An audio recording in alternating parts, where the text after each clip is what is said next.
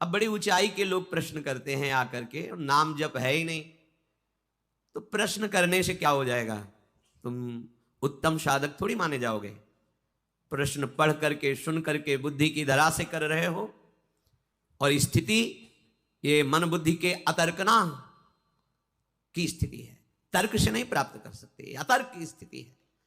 ये भगवत कृपा से प्राप्त होती है। इसीलिए दैन्य भाव रखकर प्रभु के चरणों का आश्रय लेकर जो निरंतर स्मरण करते हैं उनको स्थिति प्राप्त होती है। आज स्थिति नजर नहीं आ रही है। बातें तो बहुत परमार्थ की हैं, ज्ञान बहुत लच्छेदार भाषण, वो खूब शास्त्रीय सूत्र, स्थिति कुछ नहीं परमार्थ की। कभी 5 मिनट बैठकर तदात्म नहीं हुआ होगा, वो आत्मस्वरूप का वर्णन करने की योग्यता रखता है। कभी 5 मिनट आर्त भाव से भगवान को पुकारा नहीं होगा, वो भगवान की व्याख्या करने की योग्यता रखता है। इससे कुछ नहीं होने वाला। हरिवंश नाम हीन खीन दीन देखिए सदा, कहा भयो बहुज्ञ हो पुराण वेद पढ़ही। चाहे जितने शास्त्रों का ज्ञान प्राप्त कर लो, यदि उससे तुम्हारी इंद्रिय अंतर्मुख होकर के प्रभु के चरणों में नहीं लगी तो क्या काम? शास्त्र ज्ञान का फल है हमारी इंद्रियां विषयों से हटकर प्रभु के चरणों में लग जाए। श्रद्धावान लभते ज्ञानम तत्परा संहितेन्द्रिया।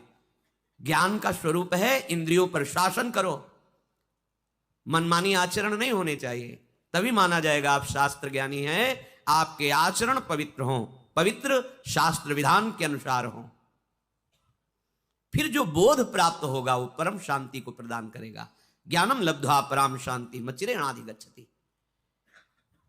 प्रभु में प्रियता नहीं है, धन का विश्वास और भरोसा है। लोगों के द्वारा दिया गया सम्मान, अज्ञानी जनों के द्वारा दिया गया सम्मान, इसे हम उपलब्धि समझते हैं, वाहवाही को हम अपना जीवन का लाभ समझते हैं। ये भगवान की मोहिनी माया है, इसीलिए हम सतमार्ग से विचलित हैं। जगत गुरु भगवान श्री कृष्ण के चरणों का आश्रय लेकर या भगवत स्वरूप गुरुदेव के चरणों का आश्रय लेकर इस मार्ग को पहचाना जाता है। ये मार्ग व्यापार नहीं है। ये जो लौकिक वस्तु लक्ष्य में रखी जाती है तो बाधा में आ जाती है। उपासक की उपासना में बाधा पहुंचाने के लिए लोक लोकांतर की भोग सामग्री चरणों में लुटती है। योग सिद्धियां हाथ जोड़े खड़ी रहती हैं, लेकिन वो उनकी तरफ देखता भी नहीं है, क्योंकि वो प्रभु से प्यार करने निकला है, किसी और लाभ को लाभ ही नहीं मानता। ये कोई गुरु कृपा पात्र ही समझ पाता है। इसीलिए इस मार्ग का परमार्थ का प्रारंभ ही गुरु कृपा से होता है। जिनको हरि ने कृपा दृष्टि से देख लिया उनको सत्संग प्राप्त होता है।